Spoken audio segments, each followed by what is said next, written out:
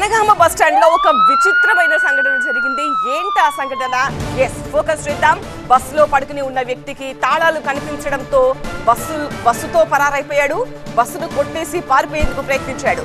బస్సుతో సూర్యాపేట వైపు వెళ్తుండగా toll gate దగ్గర 3 సార్లు టోల్ బూత్ ను ఢీకొట్టాడు. టోల్ సిబ్బందికి అనుమానం వచ్చి వెంటనే అప్రమత్తమై విచారించారు. దీంతో బస్సు చోరీ వ్యవహారం బయటపడింది. బస్సును స్వాధీనం చేసుకుని పోలీసులకు అప్పగించారు టోల్ సిబ్బంది. అయితే టోల్ సిబ్బంది విచారణలో దొంగ ఒక గమ్మత్తైన సమాధానం చెప్పాడు.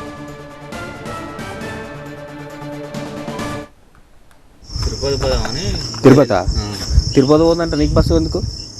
ట్రైన్ లేదని వెళ్ళగొట్టి 2 సార్లు తిప్పి అయితే బస్సు కనవడం బస్సు ఎత్తుకోబోతున్నా లేదు. అలా పండుకుందామని మామూలుగా వాళ్ళకి ఎక్కిన సీట్లో కూర్చొని ఇట్లా నిద్రపోతా అంటే దాంట్లో గల్లు అని సౌండ్ వచ్చింది. తాళం చెల్లు ఉన్నాయి కానీ స్టార్ట్ అవుతుంది అని స్టార్ట్ చేసిన. బస్ స్టాండ్ చుట్టూ తిప్పిన ఒక రౌండ్ ప్రాక్టీస్ అవుతుందో కాదని మామూలుగా 2 రౌండ్లు తిప్పినాక ఇటు వచ్చినాక ఎడిపోతావు బండి బస్సు ఇప్పుడు తీసినావా అన్నాడు. అంటే మరి పాలకొత్తు సార్ అంటే పో అన్నాడు ఆయన. అంతే, నేను అలా మిస్టేక్ ఏం లేదు సార్.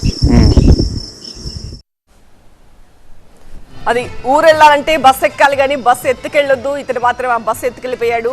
అతను చెప్తున్న సమాధానం కూడా చాలా విచిత్రంగా ఉంది. బస్సు దొంగనైతే ప్రస్తుతం పోలీసులకు అప్పగించారు టోల్ సిబ్బంది.